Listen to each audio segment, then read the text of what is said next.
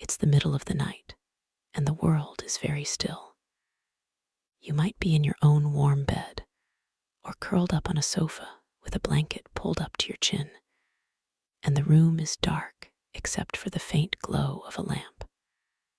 Outside your window, perhaps the wind is picking up, or maybe there is a soft hush of rain, and everything feels far away and quiet. That is the perfect kind of night to think about another kind of darkness, a deeper and older one in a country far away, under a sky full of cold stars. So let us settle in. Let us pull the covers up a little higher and let our voices drop to a gentle murmur, because I want to tell you a story about long winter nights and the people who were paid to stay awake through them, not in a city, not in a warm house, but in the high, cold towers and stone passageways of a Japanese castle. Imagine for a moment a great castle built of enormous stones and pale plaster, with roofs that curve up like the wings of a sleeping bird. It stands on a hill above a small town, and all around it, the rice fields have been harvested long ago. The snow has come. It has been falling for hours, softly, relentlessly, and it has blanketed everything. The moat below the stone walls is no longer water, but flat, unbroken ice. The wooden gates, as tall as a house, are shut and barred. The windows, made of wooden slats and paper, are dark, and if you stood at the foot of the castle hill and looked up, you would see only a vast white shape against a slightly less dark sky, and here and there, the tiny, trembling orange glow of a lantern. Those lights are not there to keep anyone company. They are there because someone is watching. Something is awake. This is the scene we are wandering into tonight. It is a scene that was played out, in one form or another, for hundreds of years in Japan, every single night, in every season. But let us dwell on winter. Winter is the season where the watching was hardest. The cold crept into everything. It crept through the cracks in the wooden doors and into the joints of armor. It climbed up a man's legs as he sat still for hours, and it wrapped around his fingers until they could barely feel the lantern he was holding. A winter night in a Japanese castle was not pleasant. It was an endurance, and yet it had to be done because the castle had to be guarded. The lord inside might be fast asleep on his tatami mats, wrapped in layers of silk and cotton, safe behind the walls. But the castle itself was like a living thing that never fully slept. Braziers glowed in the guardrooms. Footsteps creaked slowly along the wooden balconies. The guards, the men and sometimes women of the watch, carried their lanterns and their swords, and they walked, and they waited, and they watched. Now, to understand these guards, we have to understand what a Japanese castle was in the centuries before the modern age. It was not just a palace. It was a fortress, a town, a warehouse, and a monument all at once. In the 16th and 17th centuries especially, Japan was a land of constant, simmering conflict. Lords known as daimyo built their castles to be nearly impossible to take. They placed them on hilltops or beside rivers, ringed them with stone walls and deep moats, and organized them like a labyrinth, so that an enemy who broke through one gate would find himself in a narrow, confusing courtyard, under attack from every side. The castle was really a tiny world. The Lord's residence was at the center, in the highest part of the keep. Around it were the quarters for his warriors and his servants, storehouses for rice, treasuries for weapons, wells for water, and long corridors that connected everything together. And at every point where one area met another, there was a gate and a guard room. These were the posts of the night watch. They were called Bancho. Join me in saying that softly to yourself, Bancho, which means guard station or the place of the watch. There were many of them. One at the main gate, one at the smaller back gate, one at the corner tower of the stone wall, one along the corridor nearest the Lord's chambers. Each post was a tiny fortified station, maybe a small wooden room raised above the ground, with thick shutters and a narrow slit to look through. In the daytime, they were busy with visitors and messengers and the business of the castle. But at night, when the gates were closed and locked, these stations became islands of alertness in a sea of darkness. The guards themselves were not always grand samurai.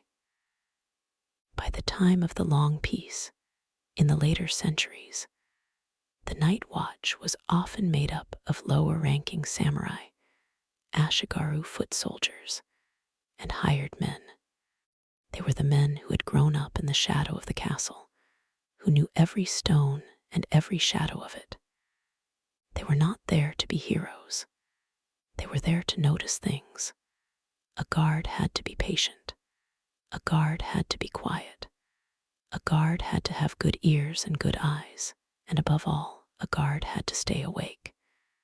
And staying awake on a winter night was the first and most difficult part of the job. Think about it. You have been up since the previous morning. The air is cold and dry. Your body wants to sleep. The only warmth comes from a tiny hibachi, a small charcoal brazier, glowing in a low ceramic bowl. If you sit too close to it, you will get drowsy. If you sit too far from it, you will go numb. The darkness outside presses against the paper window, and the silence is so complete that you can hear the faint ringing in your own ears. The temptation to let your eyes close, to lean your head against the wall, to drift off and dream of a warmer place, is almost overwhelming. The Japanese castle guards had many tricks to fight off this sleeping urge. Some of them chewed on dried, sour things. Umeboshi, pickled plums, were a favorite. These little red fruits are incredibly tart, and a single bite can jolt you awake.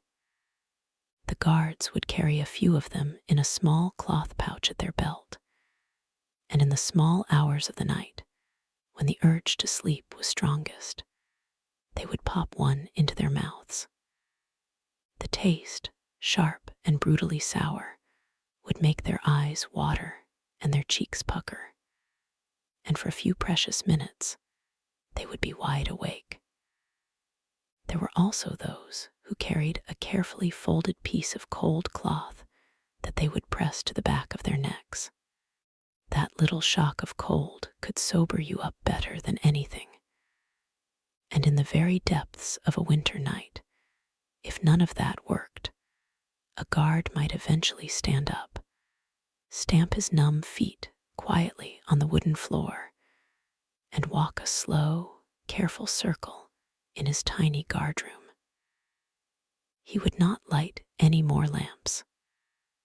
Light attracted attention, and attention was the last thing the watch wanted. He would simply move in the dark, feeling the boards under his feet, listening to the silence, and reminding himself that he was alive and awake, and that beyond this room The whole castle was depending on him. There's something very deep and old about this image, isn't there? A single person sitting in the dark, holding a vigil. We have all had nights like that, throwing a wake without a body, keeping watch by a sick friend's bed, or simply lying awake and listening to the house settle around us. The guards in the castle felt the same weight of responsibility. Their own personal comfort was nothing compared to the safety of everything and everyone they knew. Now let us talk about how the watch was organized, because it was not a haphazard, an old man up a tower with a lantern, but a carefully choreographed rotation that kept the entire castle covered from dusk until dawn. The Japanese traditionally divided the night into units based on the old timekeeping system, where the period from sunset to sunrise was divided into roughly equal parts. And in winter, those daily units were longer than in summer. Each castle had its own system, but a common approach was to divide the night into 5 watches of around 2 hours each. The guard captain, usually a trusted and experienced samurai, would assign men to each watch.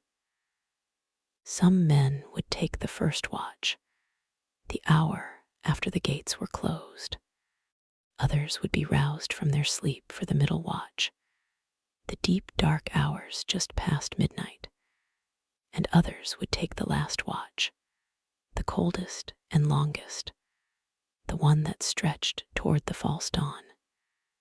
To make sure everyone woke up at the right time, the castle used a remarkable and simple instrument, the incense clock. This is not a clock like ours, a flat-faced dial, but a long, thin stick of incense made from wood flour and binders, marked with notches at regular intervals.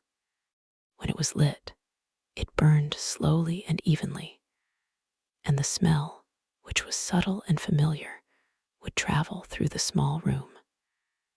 As the ember crept along the stick, it passed each notch, and the whole stick would take its set amount of time to burn down. The temple bell had not rung yet, but the incense had reached its mark, and a sleepy guard would place a small piece of metal or a tiny wooden weight on the next mark to make a little sound, or he would simply be shaken awake by his companion. The incense clock was kept in the guard room, sheltered from the wind, and it worked beautifully.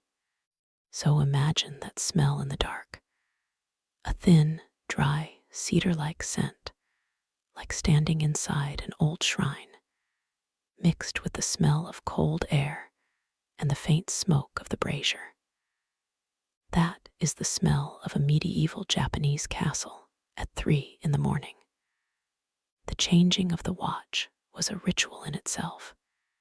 If you were taking over the guard post, you would make your way through the freezing corridors carrying your own lantern, though you kept its opening pointed down or hidden by your sleeve so that it did not cast too much light.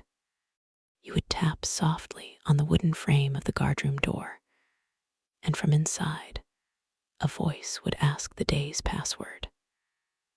The password was one of the most serious small matters of castle life. It was chosen every evening by the lord or a senior commander, and passed by word of mouth to every guard post.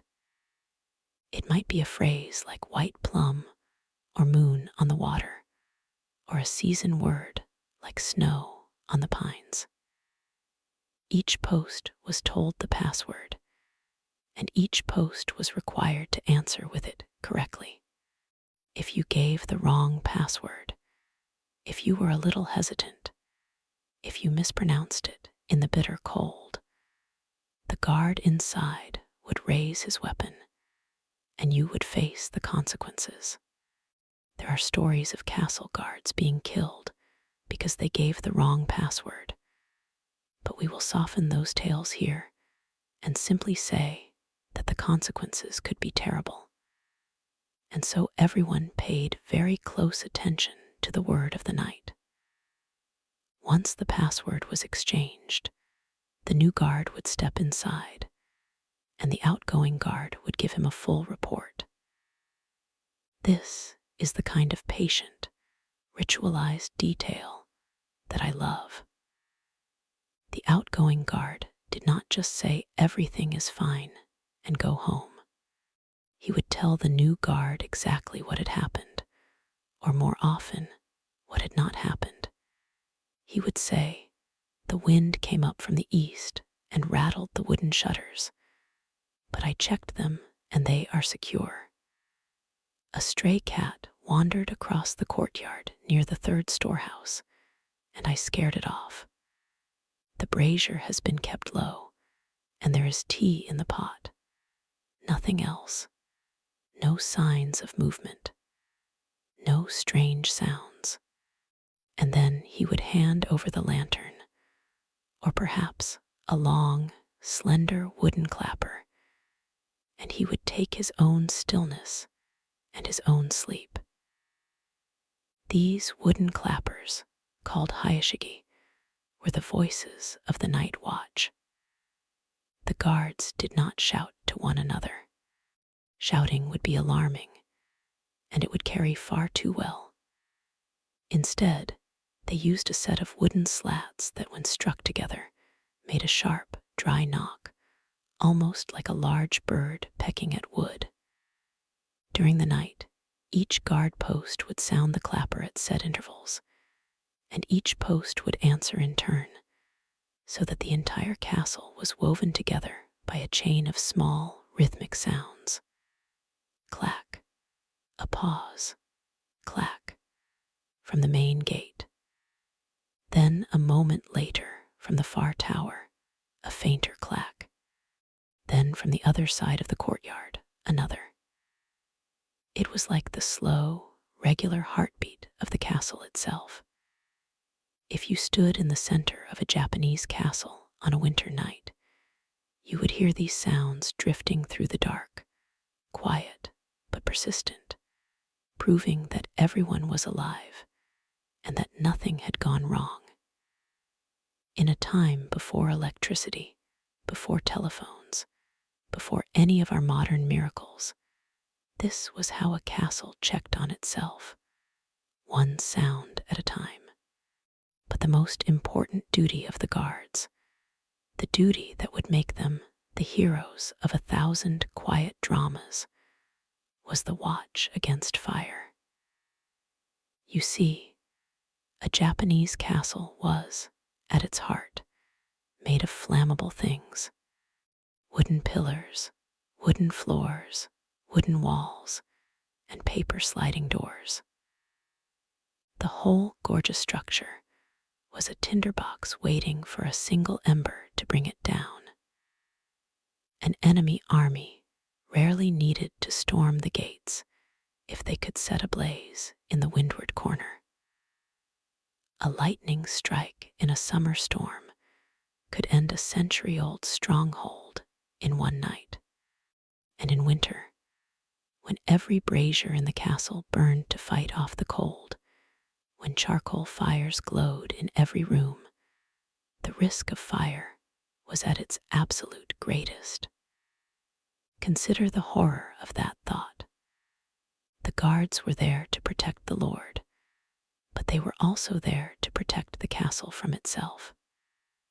The strictest castle regulations concerned fire. In many castles, the use of open flames in the living quarters was heavily controlled. The lord's private rooms might use braziers, but they were placed on stone or ceramic trays surrounded by sand. There were always wide bowls of water standing near the cooking areas. Smoking tobacco was dangerous.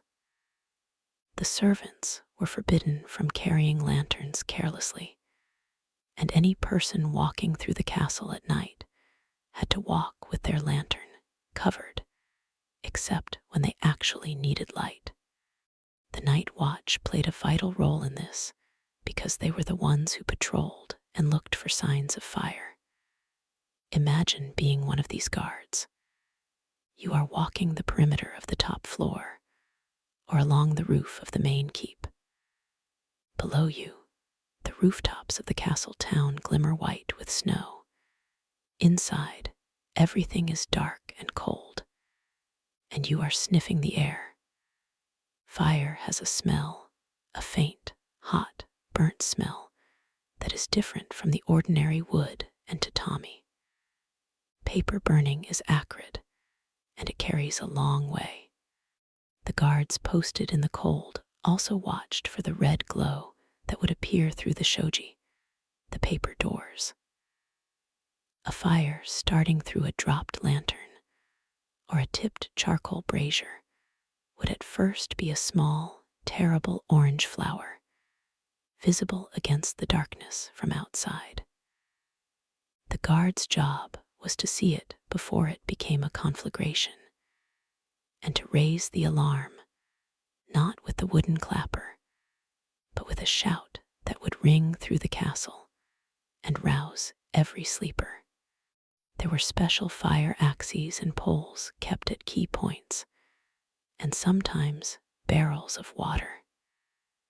It was grim work, and yet, hearing about it now, wrapped in our warm blankets, there is a soothing quality to the imagining of it. The watchfulness, the simplicity of the task, the knowledge that everything, literally everything, depended on one person staying awake and paying attention. We should talk now about what the guards wore, because the cold was their true enemy. In the depths of a Japanese winter, especially in the mountain castles, temperatures would drop far below freezing. The air was damp, and the wind found its way through all the gaps. A guard on watch did not wear the full, heavy armor of battle. It was not practical. It was too noisy, too heavy, and the metal plates were like ice against the body. Instead, under their heavy outer garment, they wore a thickly padded jacket called a tadim, or simply several layers of cotton kimono. Over that, a guard might wear a hantan, a quilted coat, often worn with the collar braced up around the back of the neck, because the neck is one of the places where cold enters the body. In many cases, to protect against wind, the guards wore a cloak made of woven straw called a mino. A straw raincoat is a remarkable thing. It looks almost like a small, rough tent of rice straw draped over the shoulders. It was the umbrella and the winter coat of old Japan. The straw was packed thick, and the rain or snow would run off it. But more importantly, it trapped a layer of still air next to the man, and that air stayed warm by the heat of his body. The guard crouching in his straw cloak looked like a small thatched hut in the darkness, and when he moved, the straw rustled slightly, but the sound was natural, like the wind in the reeds. For his feet, the cold was the hardest thing to do battle with. Clamping in great iron sandals, metal to the cold ice, would have been misery. So on watch, guards wore thick socks called tabi, split-toed, with a heavy wooden clog or straw sandal over them. In snow, they might wrap their feet and lower legs in straw and rope to keep them dry and blocked from the wind. The hands were another problem. You needed your hands if you had to hold a weapon, or more importantly, carry a lantern. Thickly padded gloves were available, but they made your fingers clumsy. So many guards suffered through the night, with bare fingers tucked into the sleeves of their kimono, waiting for the moment they would need to strike the wooden clapper or draw a short blade. We hear about such discomfort historically, but we don't feel it. We don't know the ache of the cold gnawing at the back of the hands, the way the fingernails ache in the frost, the way a man would cup his fingers around his own breath to feel that brief, moist, warm puff. It is the small, unrecorded history of the chill that I think about on nights like this. And what about the loneliness? That is a layer we should not ignore. The guard posts were often placed far from each other, and the guards did not talk to each other once the night was underway. A man could go for 4 hours without seeing another human face, sitting in his little room, breathing the cold air, listening for sounds. The very architecture of the castle, the enormous stone bases, the thick plaster, would have swallowed the tiny sounds of a single man. Sometimes there was no one else awake in his entire corner of the world except him and the distant stars. This stillness could do strange things to a mind. There's a term, night watchman's disease, that some historians of medieval Europe have used, but we can adopt it here. In the deep silence, the senses sharpen. A man would begin to hear all sorts of things: the crack of frost settling on the plaster, the faint scurry of a rat in the roof, the almost imperceptible groan of a beam as the cold contracted it. And the mind, seeking patterns, might interpret these small sounds as footfalls, as a whispered signal, as the breathing of an intruder. A young guard, on his first night of winter duty, might find himself gripping his sword hilt, heart pounding, listening to a sound that turned out to be nothing more than a falling pinecone hitting the roof. This brings us to the animals. The castle was a wild place at night, and the guards shared their watch with all manner of creatures.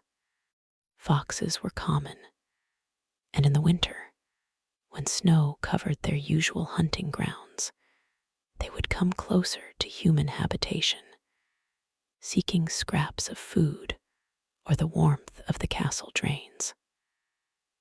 A guard, looking out from his tower, might see the small, slightly luminous eyes of a fox reflecting his lantern light from a distant garden path. He would not be scared. He respected the fox, for in Japanese folklore, the fox is a creature of great power and mischief, capable of taking on human shape and tricking the unwary. There were endless stories of guards who were fooled by a fox pretending to be a servant, or a messenger spirit that led a samurai on a wild chase through the castle. These stories were told in the guardroom during the day, over-dramatized as such stories always are, and the old guards would nod their gray heads and say, yes, they have seen things too. It is a gentle, spooky layer to the night watch. We don't need to believe in foxes that can become beautiful women or old priests, but on a cold, dark night, with flurries of snow moving in the wind, your imagination can do remarkable things. But let us return to the ground, to the footsteps of the guard on patrol. The watch was not stationary. The guard at the main gate was tied to his post, but a roving patrol, 2 men walking together quietly, would move through the castle grounds on a fixed circuit. They walked the tops of the stone walls where the view was open, along the curved lanes of the inner courtyard, past the storage buildings, and around the base of the main keep. Their route might take them over small wooden bridges and through narrow gates.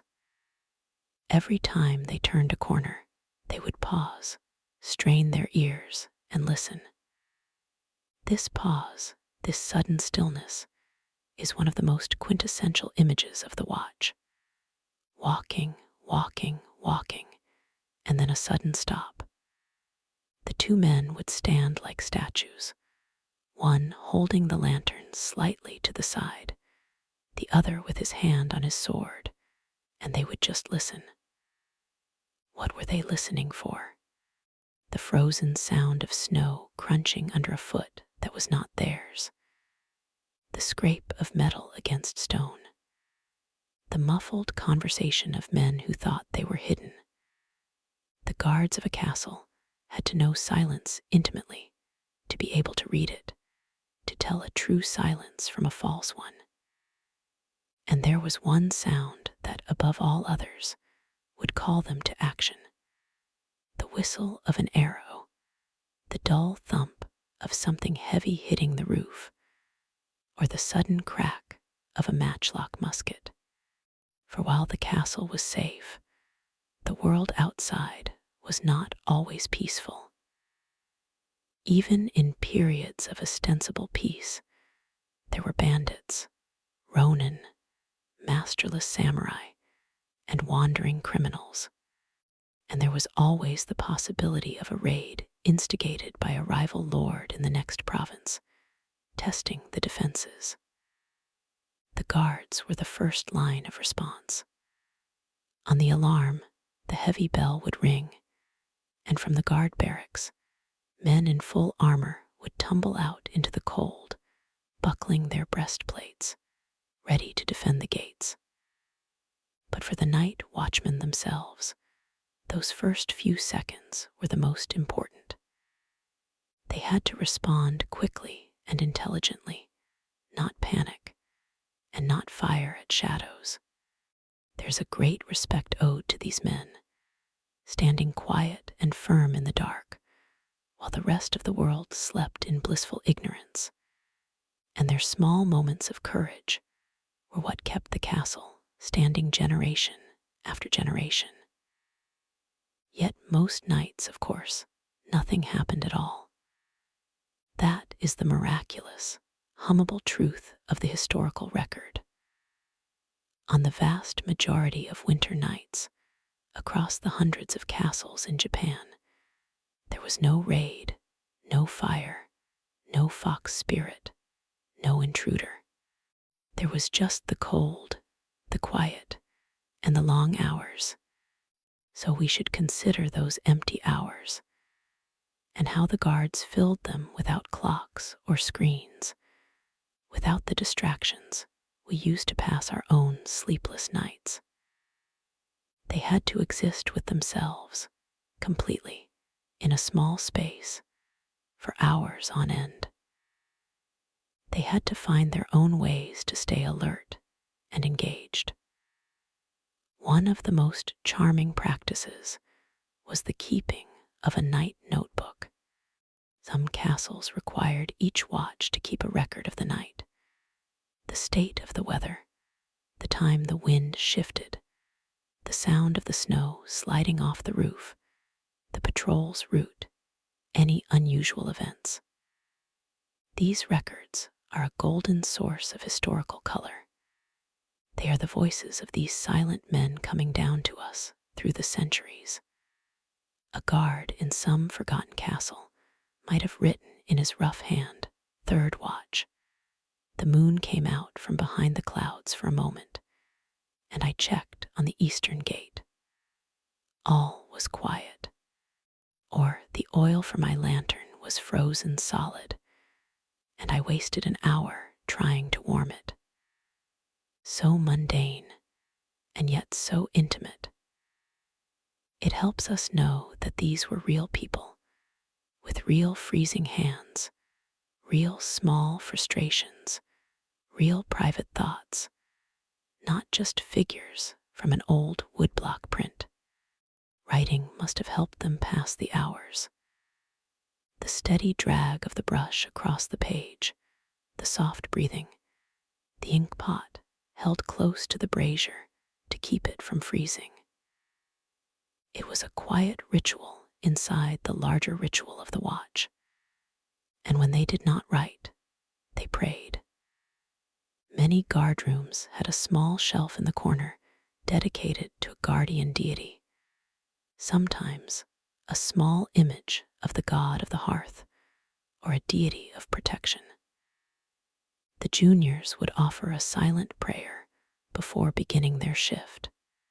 In difficult moments, when the cold was unbearable, they might whisper a little invocation. We are not talking about grand, formal religion, but the small, instinctive reaching out of a humble man in the dark, asking for just enough strength to finish the night. There is so much dignity in that. We can picture it clearly. The flicker of the flame, the guard's face in profile, his breath misting, his lips moving silently, and around him, the great sleeping bulk of the castle, all the dreams and lives and hopes of hundreds of people, resting entire on his shoulders. Now, the farther north in Japan, the harsher these winters would be. A castle like Matsumoto in the mountainous Shinano province could see snow accumulation of several feet. The wooden roof tiles of the keep would be buried in soft white, and icicles would grow long and sharp from the eaves, like the teeth of a gentle dragon. The guards on the topmost floor of the keep, where they could see for miles across the plains, would be exposed to a wind that came howling off the mountains. There were never enough braziers to warm such spaces.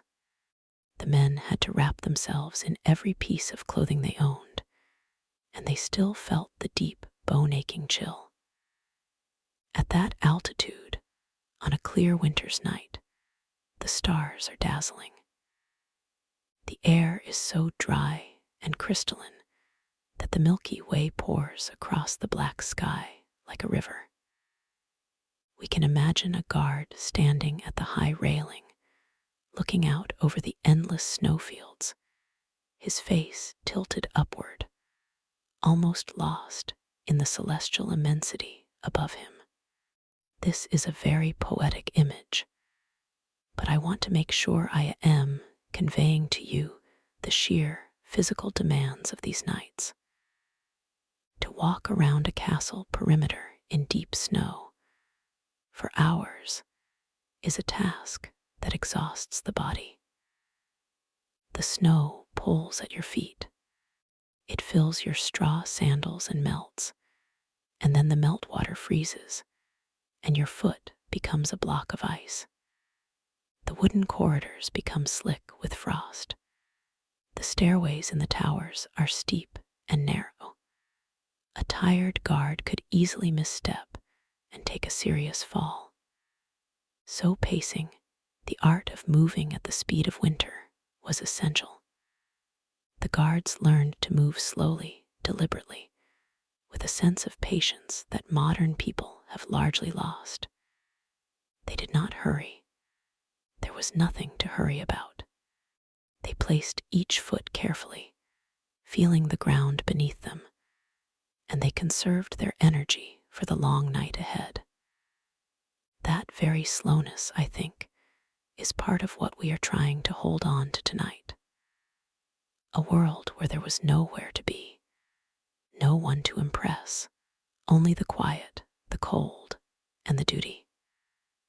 Let me tell you a small story, not from any famous history book, but the kind of story that must have happened many times in the anonymous record of the night watch. In a castle somewhere in the central mountains, a young samurai, barely more than a boy, was posted to a small guardroom overlooking the inner garden. It was his first winter assignment.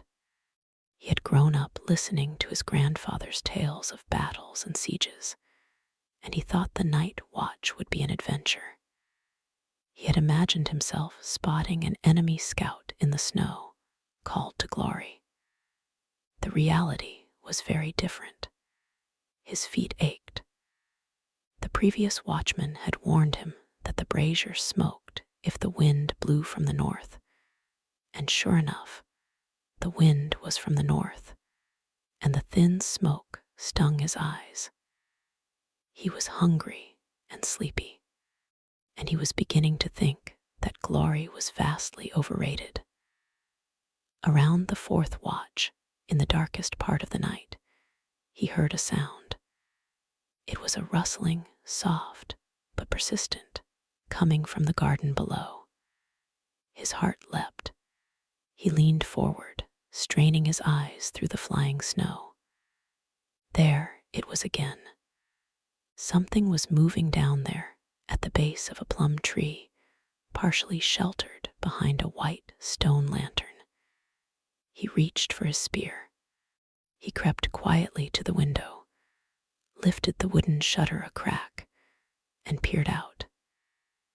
He saw, in the faint ambient glow of the snow, a white shape, small and hunched, shuffling forward.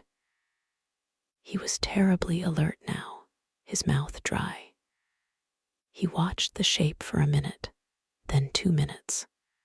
It moved very slowly. It paused. It twitched. And then it let out a small, sharp bark. It was a fox. Just a fox, its winter coat thick and pure white, its bushy tail brushing the snow behind it. It was staying leeward of the plum tree, sheltering from the wind, waiting for a rat or a bird. The young guard let out his breath, and his shoulders came down from around his ears.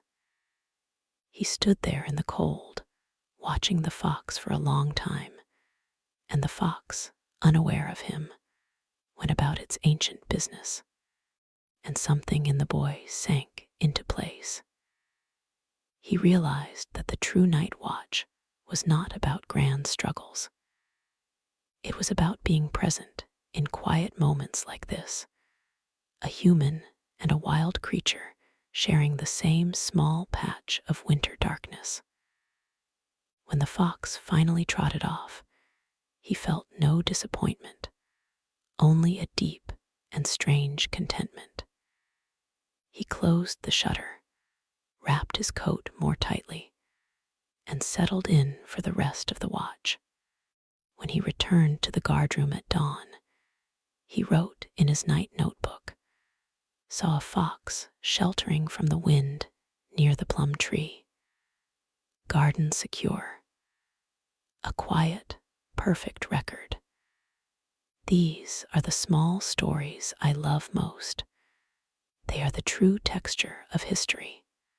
And since we're trying to keep the sleepy mood tonight, let us dwell on this idea of the watch and the creatures of the night. The foxes were not the only companions. Owls would sometimes settle on the castle's watchtowers, their feathers so soft that they were nearly silent. The guards would hear their low, questioning calls in the darkness, and know that the owls were hunting the castle's mice and rats, doing the guards' work in a way, keeping the grain store safe. Herons, too, could sometimes be seen standing motionless at the edge of the frozen moat, waiting for a fish, no matter how improbable that seemed. The guards might think of these birds as distant colleagues, fellow creatures of the long, cold night.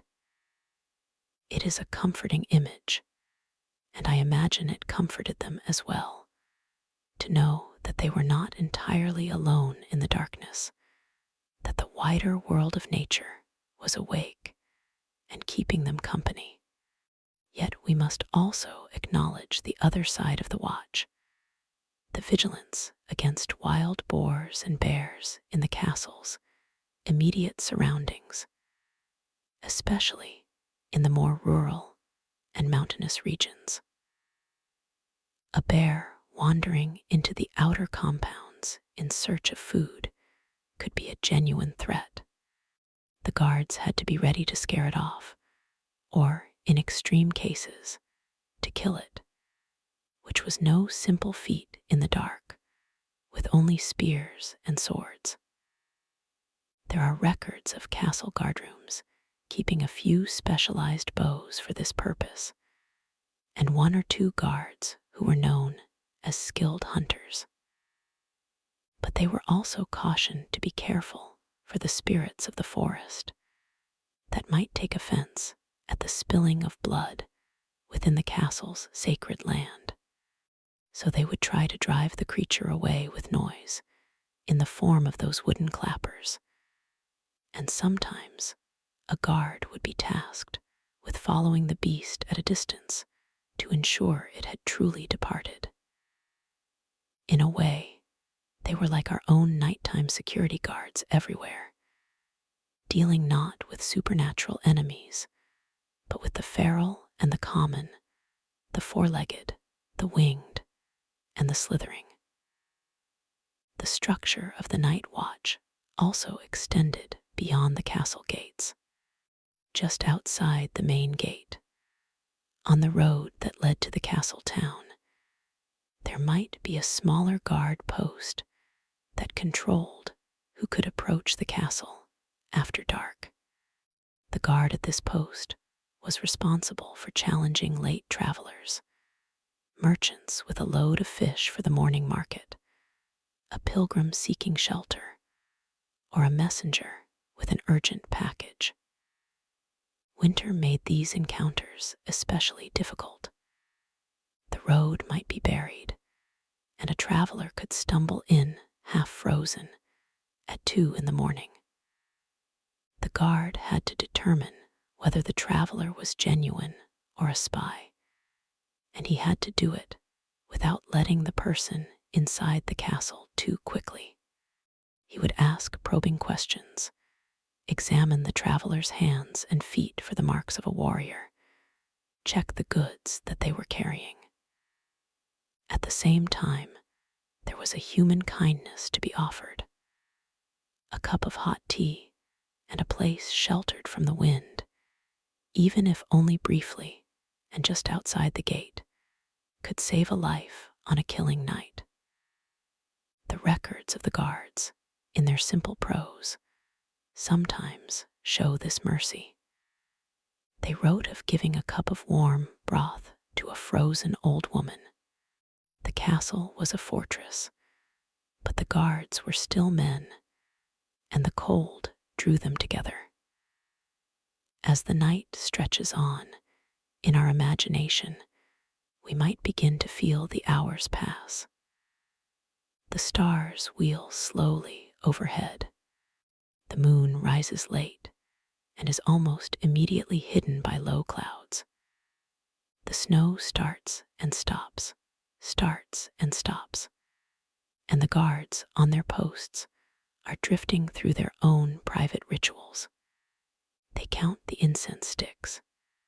They listen to the clappers answer each other across the dark. They watch the snowflakes collect on the railing and think about their family, their children asleep somewhere in the castle walls. For they did not stand the watch forever. The rotation meant that a man might be on duty for 2 hours and then off for 4 or 6. During his off time, he might seek a few precious hours of sleep in a barracks room heated by a single, always burning brazier. The relief of lying down in the cold, of pulling a blanket over his head, curling his body into the smallest shape, and feeling the warmth begin to return to his hands and feet was one of the greatest pleasures a man could know, perhaps the greatest. In many ways, the cold night watch was what made the simple warmth of sleep so exquisite. The weary guard would sink into a sleep so deep it was like slipping into dark water, and the other men would watch over him until his turn came and he would rise again, still not quite awake, and walk once more into the cold. This cycle, this turning of the seasons and the hours, defines the rhythm of the castle. And it is a rhythm that goes back further than we can easily imagine. Long before the great castles we see today, there were wooden palisades and watchfires on the hills. The tradition of the guard is ancient. It is almost as old as human settlement itself. Someone always has to be awake while others sleep. Somewhere in all of human history, there has been a person sitting by a fire, or behind a wall, or on a rooftop, keeping the world from unraveling. The Japanese castle guard is part of this great chain. They were not famous. Their names are mostly lost. We do not know the face of the man who wrote down that he saw a fox near the plum tree, but his quiet act of watchfulness allowed the castle and the society within it to continue through the night and into the next day. His watchfulness was a small, unremarked miracle. So when we think about these guards, let us hold in our minds the image of one single guard. He is standing alone on a high balcony of a castle keep, and everything around him is snow and silence. The lantern in his hand is small and dim, protected from the wind by a shade of paper and bamboo. He wears a straw coat over his padded kimono, and he has been standing there long enough that the snow has begun to gather on the brim of his hat. He is not thinking about grand things. His mind drifts, half drowsy, half alert. He thinks about the morning rice soup that will be waiting for him when his watch ends. He thinks about the creaking of a particular roof beam that he has known since childhood. He listens to the deep quiet of the snow. And if we, in our own warm, faraway present, could see him, we would join him in that quiet. We would stand beside him, not speaking, watching the snow fall over the sleeping roofs, over the frozen moat, over the great black shape of the mountains. And we would feel, perhaps, a little of that same ancient patience, that same understanding that the night is long, and that the only way through it is slow, steady, and calm. Just imagine the warmth of the guard's hand around the lantern handle, the wood of the handle, worn smooth by years of use, the faint hiss of the lantern's flame, a tiny sound against the vast silence, and the guard's slow blink, the only outward sign of his inner tiredness. He shifts his weight from his left foot to his right foot. He looks out at a distant light on the far side of the castle town, a candle still burning in some sleepless household, and he wonders, briefly, who else is awake at this hour. Then he looks back at the snow and lets the thought go. The night is long, but not endless. The sky in the east will, eventually, begin to pale. The stars will fade, one by one, like embers dying in the brazier. The guard will stretch his stiff arms, clap his sweating, cold hands together, and stamp his feet until the blood flows again. He will watch the first faint line of light appear on the horizon between the mountains. And in that moment, all the long hours of watching will be worth it. The night will have passed, the castle will be safe, and the guard, with the dawn at his back, will make his final rounds with a lighter heart. We are not there yet, though. The night is still deep and white and dark. The pillow we are resting on is still warm, and the stories are still slowly drifting. So let us continue to linger here, in the middle of this long, imaginary night, and let us not rush to the dawn. There is still so much more to consider about these guardians of the old castles: the salt and the dried fish they carried for nourishment, the superstitions they whispered, the quiet songs that some of them hummed to stay awake. There is the strange beauty of a frozen castle garden, and the way the moonlight sometimes creates a second, ghostly castle in the snowy moat. We have all night, and we can take it slowly, the way they did, step by careful step through the snow. There is something about the food that a guard carries with him that tells us a great deal about his night. Unlike a soldier on a campaign, who might carry a heavy ration kit, a castle guard on watch had to move silently and easily.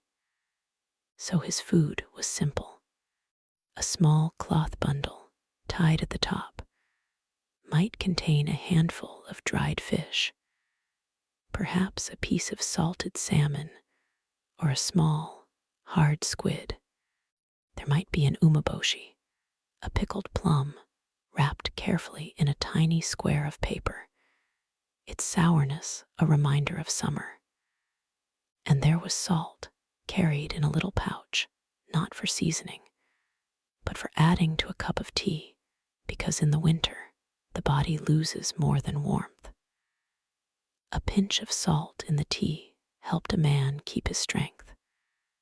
The dried fish is worth pausing over because it was not just food.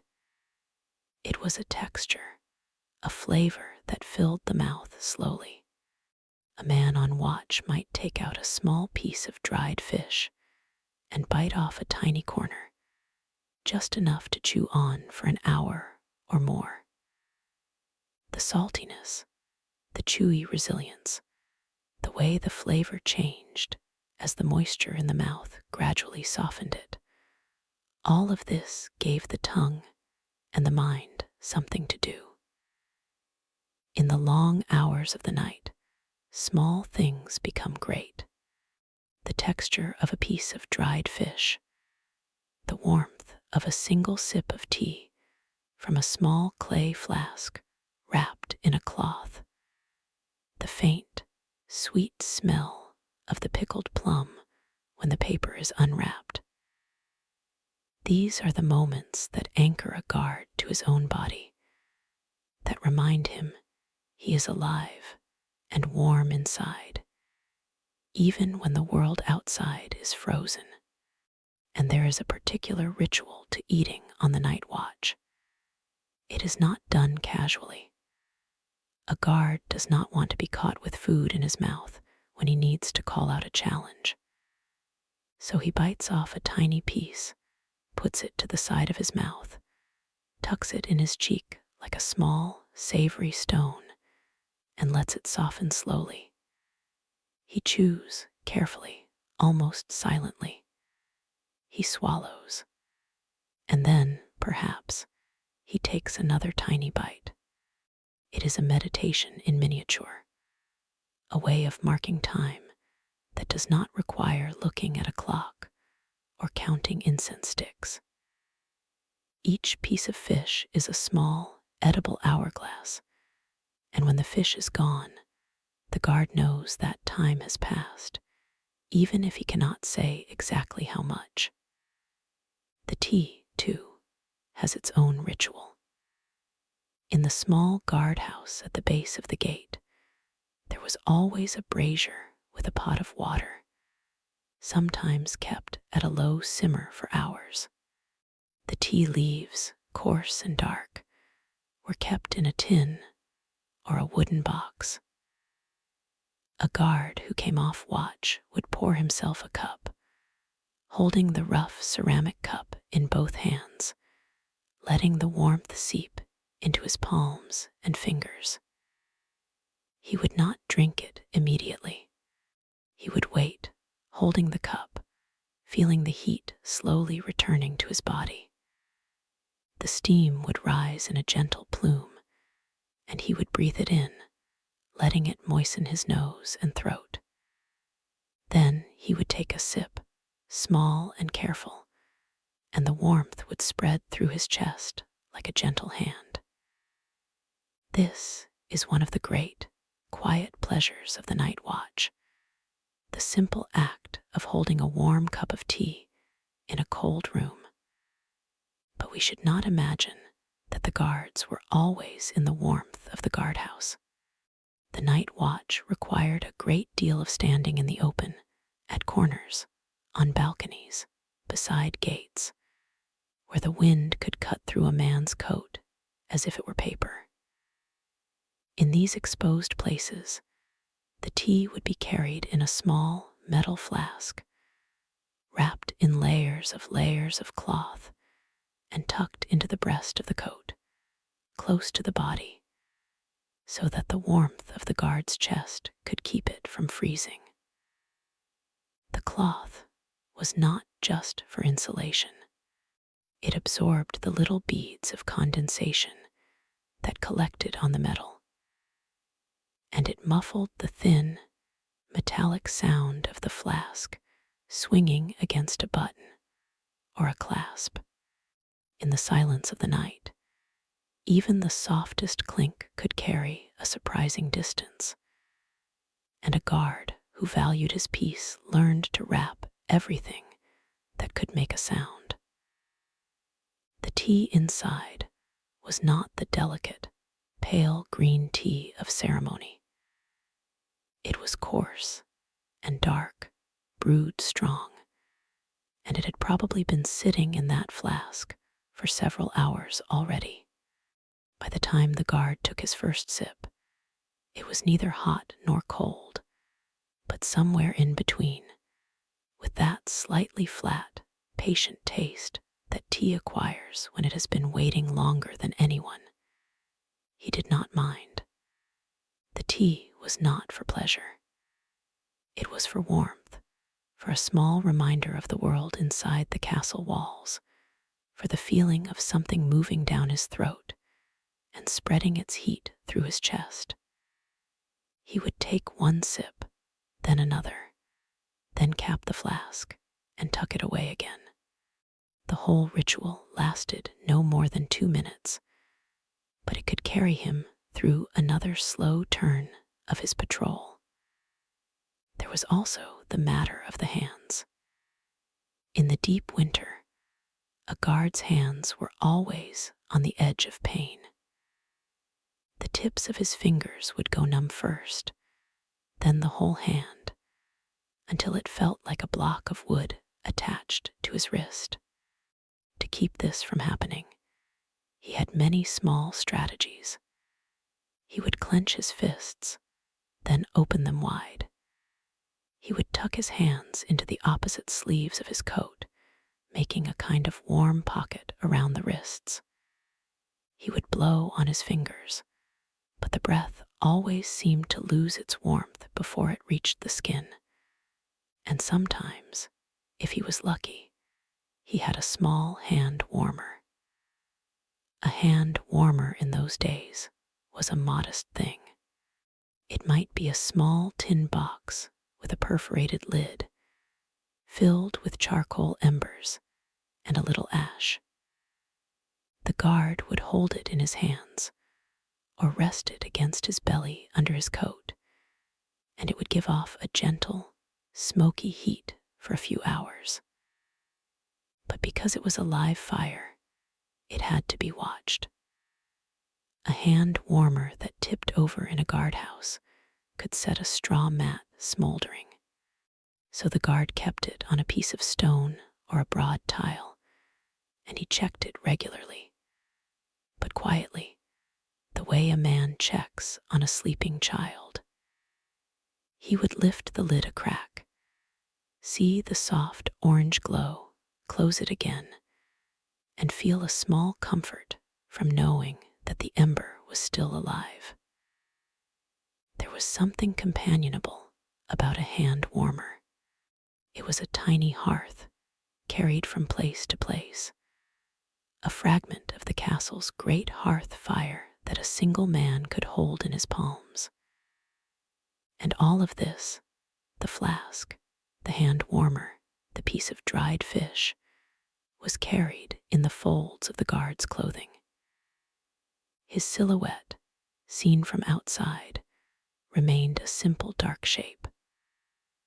But inside that shape, there was a whole small economy of warmth and nourishment. If you could have opened his coat like a cabinet, you would have found pockets and cloths and little boxes, each with a purpose. A needle and thread, for example, to mend a torn sleeve before the cold found the gap. A small package of rice in case his shift was unexpectedly extended. A piece of charcoal wrapped in paper in case the brazier needed new fuel, and a tiny, worn wooden charm, perhaps, tucked deep in an inner pocket, a fox or a dog or a simple round amulet to keep away the wandering spirits that were said to walk the castle grounds at night.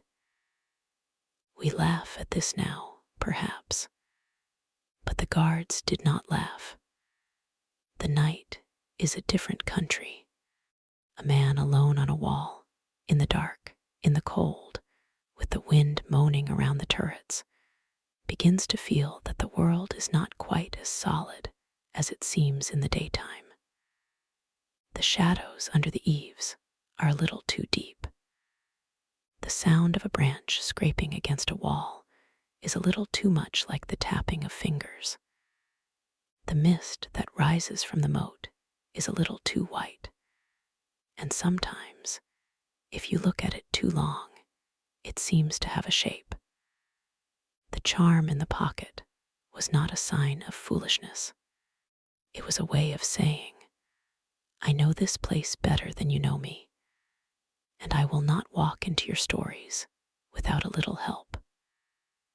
There were many such stories, and the guards told them to one another in the long hours inside the guardhouse, when 2 or 3 men were huddled around the brazier, waiting for the time of the next round. The stories were not told to frighten anyone exactly. They were told the way men tell stories everywhere, to fill the silence, to pass the time, to make the dark outside seem a little more familiar. There was the story of the lady in white who was said to appear on the bridge over the inner moat, and who would bow politely to any guard who passed, but whose face, if you looked closely, had no eyes. There was the story of the old retainer who had been dismissed unjustly in the last war, and who was said to still walk the northeast corner of the keep, counting stones, forever trying to find the one that had been removed from his chamber before his death. And there was the story, told in a lower voice, of the guardsman who had fallen asleep on duty 100 years ago, and whose ghost was said to be still standing in the corner of the second gate, waiting for someone to relieve him. These stories were not told with gasps or dramatic gestures. They were told quietly, with pauses, while a hand stirred the embers with a bronze poker. A man would take a sip of tea. Another would nod slowly. And then the conversation would drift to something else. The price of rice, the health of the Lord's youngest son, the strange dream that so-and-so had last night. The ghost stories were not really the point. Point was the shared voice, the low continuity of human speech in the middle of a dark night. As long as someone was talking, the silence could not become too deep. As long as a voice was moving through the room, the dark outside could not quite press in. But there were long stretches, too, when a guard was completely alone, and then the stories were not enough. Then he had to find his own ways of keeping his mind from drifting into the comfortable fog of sleep. Every experienced guard had his private methods. Some counted their steps, 1,000 steps to the gate, 970 back, and they noted the small differences that appeared from night to night. A stone that had shifted, a patch of ice that had grown, the position of the moon moving slowly across the sky like the hand of a great clock. Some hummed to themselves, not tunes from the theater, but slow, wordless melodies, the kind that a mother might hum to a child or a farmer to an ox. The humming was not for anyone else. It was to keep the rhythm of the breath easy, to keep the throat from closing up with the cold. One old guard, so the story went, used to recite the names of his children and grandchildren silently in the order of their birth. Another counted the number of snowflakes that landed on the sleeve of his coat in a single minute and tried to see if the number was different the next minute. Another used to keep a small wooden ball in his pocket, the size of a child's fist. He would take it out and roll it between his palms, back and forth, feeling the smooth would grow slightly warmer with the friction. It was not a magical ball. It was not a charm. It was just a thing to do with his hands. And for a man on watch, a thing to do with his hands can be the difference between desperate boredom and quiet contentment. There was also the practice of listening. A good guard listened to the night the way a musician listens to a piece of music. He knew the basic notes, the wind in the pines, the distant bark of a fox, the creak of the great wooden beams as the temperature changed ever so slightly. But he also listened for the wrong note, the silence that was too deep, the rustle that was too close, the sound of a footstep where no footstep should be. Listening, unlike looking, could not be deceived by shadows or moonlight. A man could look at a shadow for too long and begin to see things that were not there.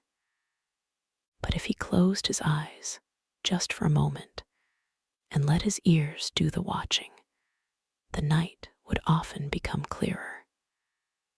The guard would stand motionless, his head slightly tilted, his breath slowed, and he would take in the whole landscape of sound. It was a kind of meditation, and it kept him awake in the deepest part of the night, when the cold entered even the bones. We should also remember that the guard was not always on the high, exposed balcony. Much of his night was spent walking through the narrow corridors and passageways of the castle, where the wind did not reach, but where the darkness was so complete that a lantern seemed to make it thicker, not thinner. These corridors have been called dark in our own time, but we cannot really understand what darkness was like before electric light. It was not a dimness. It was not a shadow. It was a solid, physical absence, like being inside a closed box, and the little flame of the lantern was a small island of visibility in a vast sea of black paint. The guard would hold the lantern at waist height, not because it helped him see better, but because it allowed him to see the floor where he placed his feet. The ceiling and walls vanished into shadow.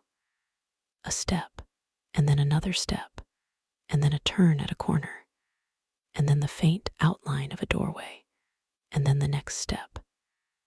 In these passages, the guard's sense of touch became very important. He would run a hand along the wall as he walked, not out of fear of falling, but to stay in contact with the building. The wall was cold and smooth, with the grain of the wood visible under his fingers. In some places, the wood had been worn glassy by centuries of hands, and he could feel the dips and hollows left by the palms of men who had walked this same corridor long before he was born. He would think about them, those unknown previous hands. He would wonder who they were, what they had carried, what they had worried about. And then he would take another step, and another, and the corridor would open into a small room or a stairwell, and the night would begin again. Staircases in a castle keep are worth a small pause because they were not designed for comfort. They were steep, narrow, and irregular, sometimes with a step that was slightly higher than the others, placed there deliberately to slow down an attacker in the dark. But they also slowed down the guard. A man on his rounds in the middle of the night had to climb these stairs carefully, one hand on the rail, his lantern held out to the side so that the light could fall on the treads. The stairwell was like a chimney drawing cold air downward, and the guard would often feel a draft on his ankles as he descended. He knew the irregular step by heart, but even so, when his foot found it, he always paused, just for half breath. In a way, this pause was a gift. It reminded him that he was in a place made by human hands, a place with secrets, a place with memory. The memory of the castle was not only in its stones and timbers, but in the names that the guards gave to the places of their nightly rounds. The corner of the 3 lanterns, the gate that size, the long walk, the bridge of the fox. These names were not official. They appeared on no map. They were passed down, quietly, from one generation of guards to the next, the way children pass down the names of places in a garden. A new guard would be told in a low voice about the step that always groaned and the corner where the wind always seemed to come from 2 directions at once. And when he was assigned to his first watch alone, he would find himself looking for these places, and when he found them, he would feel a strange, quiet pride. He was part of the story now. He had learned the names, and the names had accepted him. There was also the small, delicate matter of the password. In the quiet of the night, when 2 guards met, they did not simply assume that the other was friendly. The times were not so safe that a man could be always trusted. So the guards had an arrangement, a simple call and response that changed with the night. One guard would stop, his hand on his weapon, and call out a question. The other would reply with the answer, spoken low but clear. If the answer was wrong, there would be a tense moment, a few heartbeats of silence, until the situation resolved itself. And because men are forgetful, and because the night can make a man's mind get tangled like a fishing line, there are stories of guards who forgot the password, and of other guards who pretended not to know it, and of the small, embarrassed laughter that followed when the mistake was discovered. Once, so the stories say, a cat learned the password. It was a cat that lived in the castle, a sleek black creature with yellow eyes, and it had a habit of walking the same walls as the guards, at the same hours, as if it were on a shift of its own. The guards, amused, had begun to repeat the password in front of the cat, and the cat, being a cat, paid no attention. But one night, a new guard heard a rustling and called out the challenge. There was a pause. Then from the shadow came a sound that was almost, but not quite, the correct answer. A soft, throaty murmur, half meow, half word. The guard was frightened for a moment, then startled into laughter. The cat stepped out of the dark, looked at him with a calm, ancient expression, and continued on its rounds. The next day, the story was told in the guardhouse, and the cat was given a small piece of dried fish by way of apology. For years afterward, the older guards would say, in a perfectly serious voice, that they had never been sure whether the cat had learned the word, or whether it had simply known from the beginning. These small moments of warmth, even in the cold, were the true treasure of the night watch. The guard did not have to be heroic. He did not have to fight a battle or save a life. He simply had to be there, and to be awake, and to be human. And it was in the small human things, the laughter at the cat, the taste of a piece of dried fish, the warmth of a hand on a clay cup, that he found the means to continue. The night was long, but he was not alone, because every other guard in the castle was also walking his rounds, or sitting in his guardhouse, or leaning on a railing and looking out at the same cold stars. They were spread out across the castle like beads on a string, each one a small point of warmth and attention. They could not see one another. Sometimes they could not even hear one another, but they knew, each of them, that the others were there. And that knowledge was a kind of quiet company. We might also think about the castle itself, how it changed during those long winter nights.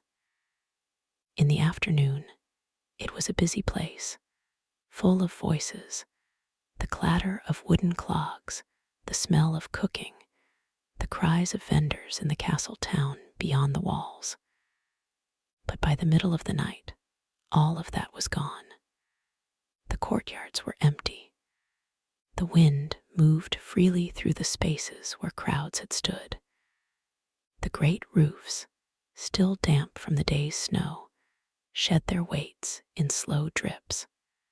The gardens, which in daylight were a studied arrangement of stones, moss, and clipped pines, became at night a wilder place. The snow disguised the careful paths. The branches, heavy with white, hung lower than usual. The stone lanterns, which in the day were small ornaments, became looming figures at the corners of the gravel walkways. A guard walking through the garden at night had to move more slowly, partly because of the ice, but partly because the garden was no longer entirely a garden. It had become a landscape of imagination, where every shadow could be a deer, and every bush could hide a crouching man. The frozen moat, too, was a strange and beautiful thing.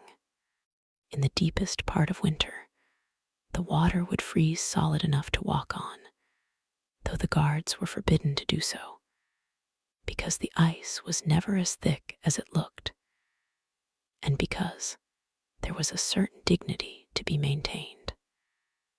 But they would look out at the moat at night, when the moon was high and see the surface glowing like a long, pale mirror. Sometimes the ice would crack with a sound like the report of a pistol, a sharp, sudden bang that echoed between the castle walls. The first time a new guard heard that sound, he would jump, his hand going to his sword. The older guards would barely lift their heads. "It is only the ice," one would say. "It is the castle speaking in its sleep." And after a time, the new guard would learn to expect it, and the sound would become as familiar as the wind. There were also, in the castle town beyond the moat, other small lights burning in the darkness. The guard could see them from the high balcony, scattered like embers on a vast black hearth. Each light was a household, a mother waking to soothe a crying child, an old man getting up to feed the fire, a student bent over a book by the light of a single candle. And the guard, looking down at these lights, would sometimes feel a strange tenderness. He was not watching over the castle alone. He was watching over all of those small lights, all of those sleeping families, all of those dreams. His watch had meaning beyond the stone walls. The castle was the vessel, but the people in the town were the life.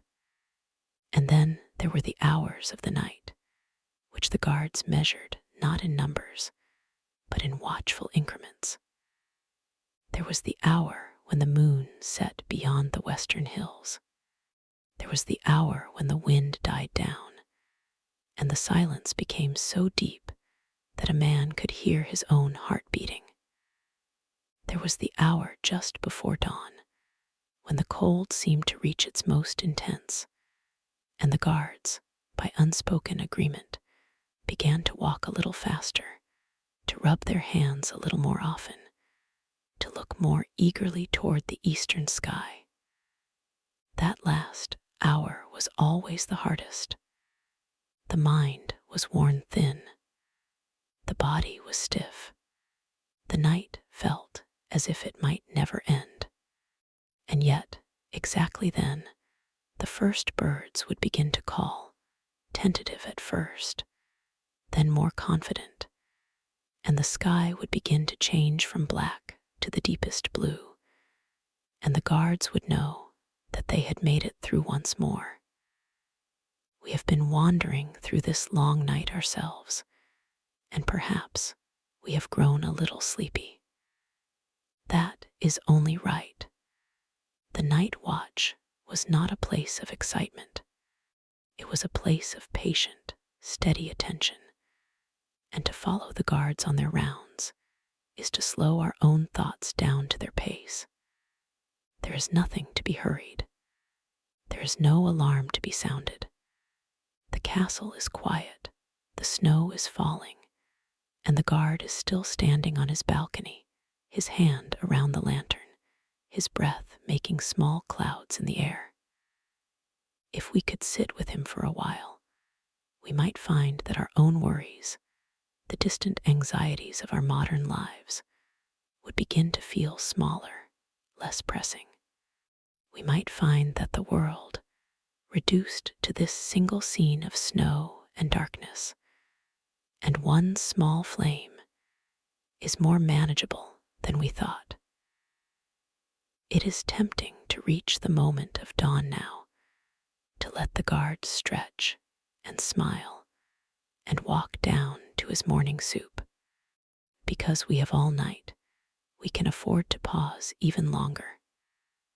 Let us think a little more about the guard's relationship with the snow itself, because snow was not merely a background to his night. It was an active presence. It changed how he moved, how he saw, how he heard. It muffled all the ordinary sounds of the castle, so that the creak of a beam was softer and closer, and the bark of a dog was distant and strange.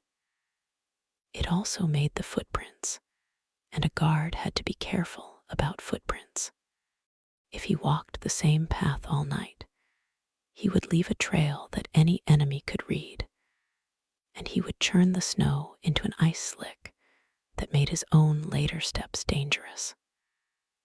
So he learned to vary his path, to walk in wide circles, to step in places where the wind would soon cover his traces.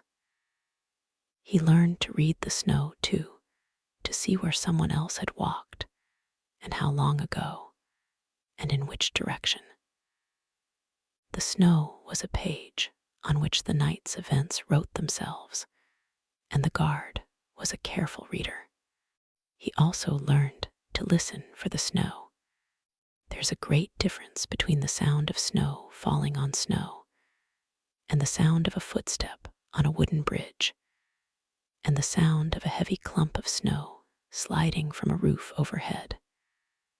The guard knew these sounds as a sailor knows the sounds of the rigging. When the snow on the roof gathered too much weight, it would shift with a low, dusty rumble and then fall to the ground with a muffled thump.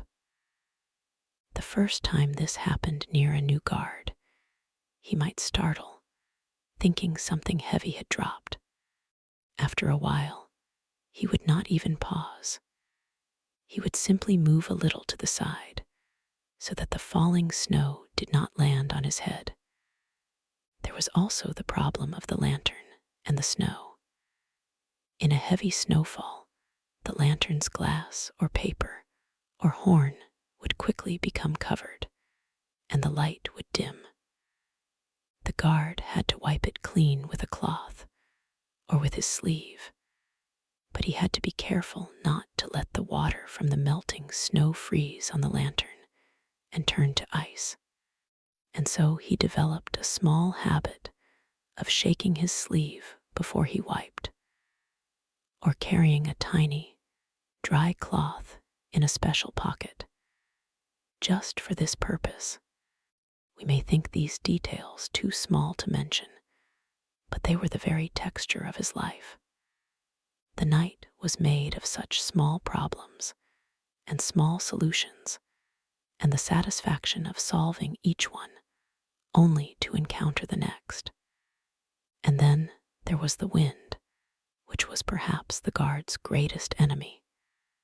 The wind did not care about his patience or his duty. It pushed through the gaps in his coat.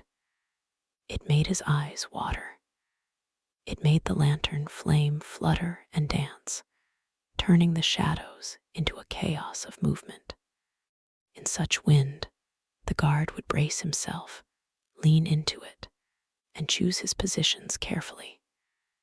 He would stand behind a corner or a wall where the wind broke around him. He would tighten the cords of his straw coat.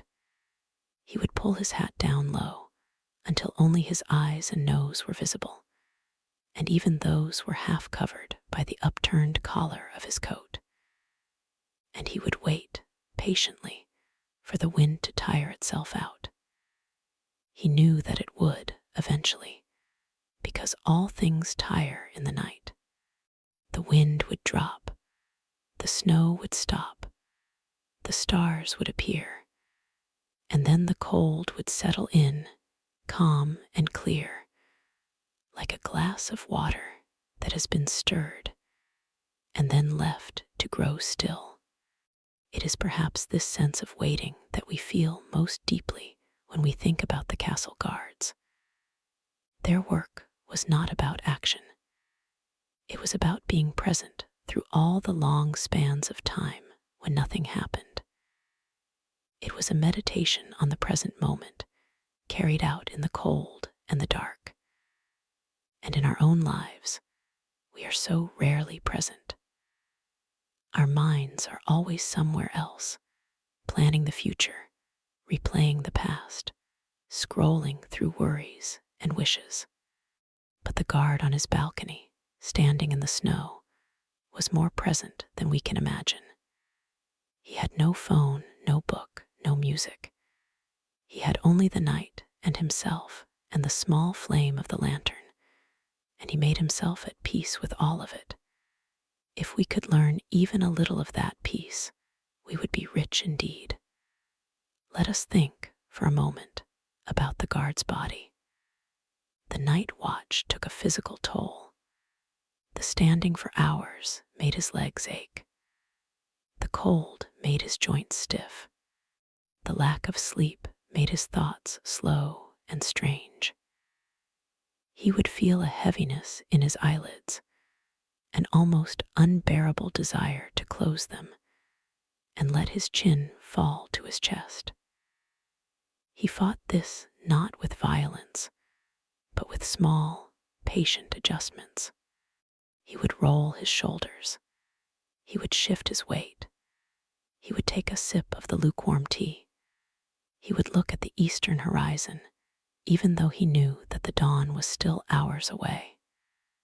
And slowly, so slowly that he could not measure it, the heaviness would pass. He would not become fully alert. He would remain in a kind of half-dream, afloat between waking and sleeping, where his body moved through the rituals of the watch, while his mind drifted in a soft, gray ocean. This state, too, was familiar. It was part of the night, and he did not fight it. We can imagine him in that half-dream, thinking of home. He might have been a young man, away from his family for the first time, sent to serve in the castle as his father had done before him. He would think of his mother's kitchen, the smell of the charcoal smoke and the miso soup. He would think of his father's quiet voice, telling him, on the eve of his departure, that the night watch was nothing to fear. Just keep your eyes open, his father had said, and your feet moving, and you will be fine. And now, standing on this cold balcony, he could hear those words again, and they would warm him a little. The connection to his father, to his home, to all the generations of guards who had walked this same path, gave him a quiet strength. Or he might have been an older man, with a wife and children asleep somewhere in the castle town. He would think about their faces, about the soft sound of his child's breathing, about the warm spot in the family mattress where he would sleep when his shift was over. He would think about the rice porridge that his wife would prepare for him, with a little salted salmon and a pickled plum, the same breakfast he had eaten for 20 years. The thought of it would make his mouth water, and his stomach would growl, and he would smile to himself in the dark. He would realize that he was not just a guard, but also a man, with a man's small hungers and loves. And this, too, was part of his strength. When the hour of the change came, the guard's relief was a welcome sight. There was no grand ceremony. The two men would meet at a designated place, perhaps the corner of the second gate, perhaps the foot of the main keep. They would bow to each other, a small, quiet bow. The new guard would carry a freshly lit lantern, and the old guard would say, in a low voice, everything that the new guard needed to know. The ice on the north steps is worse than it looks. There was a fox at the kitchen fence an hour ago. The wind is from the west. He would hand over his responsibility with these words, and the new guard would receive it with a nod. Then the old guard would turn and walk away, down the corridor, through the gate, toward the guardhouse where his bed and his breakfast waited. And as he walked, he would feel the night slowly beginning to lift from his shoulders, replaced by the simple, immense relief of a shift completed. The change of watch was repeated throughout the castle, at different times, in different places. It was a small, quiet ritual, but it was one of the great rhythms of the night. The castle was never unguarded. There was never a moment when no one was watching. The thread of attention was passed from hand to hand, like a lantern in a relay of runners. And the night, for all its length and cold, could not break that thread. When we think about the castle guards, we are thinking about that thread. It is a thing we cannot see, but it held the whole world together. And now, as we ourselves grow drowsy, we may begin to feel the night changing around us. The sky in the east is no longer quite as black. The stars, which seemed so bright an hour ago, are beginning to fade. The wind has dropped, and the air is still and cold and clear. The guard on the balcony looks up, and he sees the first faint gray light, no wider than a finger, appearing along the ridge of the mountains. He does not move. He simply watches it grow wider and brighter until the sky begins to blush with a faint, cool pink. The snow, which was a dark blanket, now begins to gleam. The roofs of the castle town, which were lost in the dark, appear one by one, like stones emerging from a receding tide. The guard takes a deep breath. His body is stiff, but he does not mind. He has made it through the night, and the night has made it through him. He claps his hands together softly, and the sound seems very loud in the new silence. He stamps his feet a little and feels the blood returning to them. Then he turns and makes his way down from the balcony, down the steep stairs, through the dark corridors that are now beginning to fill with a soft, gray light. The lantern in his hand is almost unnecessary now, but he keeps it lit. It is his companion, and he will not leave it behind. He reaches the guardhouse. The brazier has been kept alive by the men of the next watch. There is a pot of water near it, just beginning to steam. He pours himself a cup of tea. He holds it in both hands, inhales the steam, takes a sip. Then he sits down on a low stool, closes his eyes for just a moment, and listens to the morning sounds beginning to rise from the castle town. A rooster crows, a dog barks, a gate creaks open. The world is waking, and it is safe.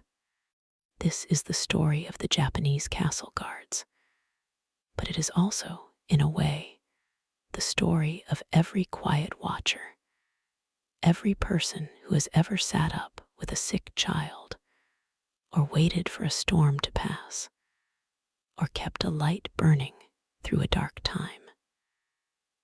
They are the ones who hold the world together, not with great deeds, but with their patient, unglamorous presence.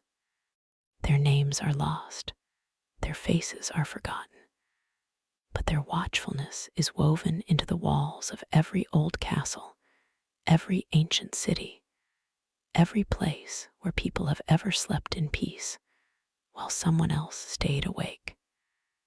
And now, the night is ending for us too. The story has drifted to its close. The guard has finished his tea, and the dawn is fully risen. The snow on the roofs glows with the first true sunlight. The castle, which seemed so dark and mysterious a few hours ago, is just a building again, warm and familiar, ready for another day of life. We can let our eyes close if we wish.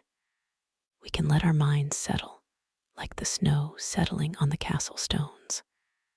The night watch is over. The morning soup is waiting. And we have walked through the long dark together, slowly and calmly, the way they did, step by careful step through the snow.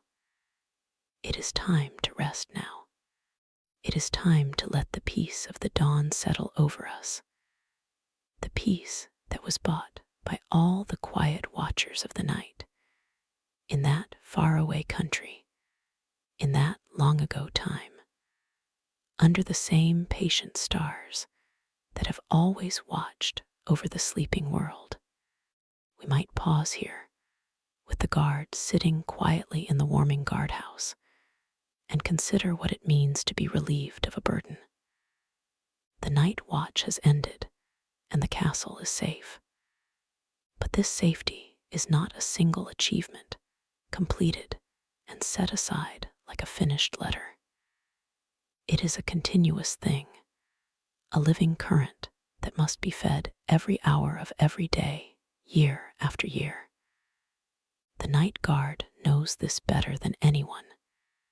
He does not feel like a hero who has crossed a finish line. He feels like a man who has finished his turn at the great loom, passing the shuttle to the next pair of hands. And so, even as he sits with his tea, his ears are still open. He hears the sound of the morning guards taking up their posts. He hears the creak of a door, the low murmur of a voice, the soft thud of boots on the wooden stairs. The pattern of watchfulness continues, and he is part of it, even as he lets his shoulders sink and his breath grow slow. The morning guard who replaces him is a different kind of watcher. This one has slept in a warm bed all night. He has dreamed, perhaps, of ordinary things, of a fishing boat on a summer sea, of a long walk through a green valley. He wakes in the dark before the rooster, and he lies still for a moment, listening. The castle is silent, but it is a different silence than the one the night guard knew. It is a silence that is about to be broken, a silence of sleeping stones, waiting for the sun. He rises slowly. He does not hurry. He wraps himself in his padded coat, ties his sash, and steps out into the cold. His boots crunch on the frost-covered ground, and he hears the sound as if from a great distance, as if he is still half asleep. He walks through the empty streets, past the shuttered houses, and the windows are dark, but he can smell the faint smoke of breakfast fires beginning to be lit. The town is waking at its own pace, and he is part of that waking, a quiet figure moving toward the castle walls. When he reaches the gate, he meets the night guard who is leaving. They nod to each other. There is an exchange, not of words, but of a kind of worn-in trust. The night guard says, "The lantern on the east tower has a cracked glass. It sheds light, but it flickers. You might want to trade it before dark." The morning guard nods. He takes note. And then the night guard walks on, and the morning guard climbs the stairs, and the watch continues without a seam, without a single moment when the castle is unobserved. It is a strange thing, this handing over of responsibility. It happens so quietly that no one in the castle town ever sees it. The merchants rising to set up their stalls do not see it.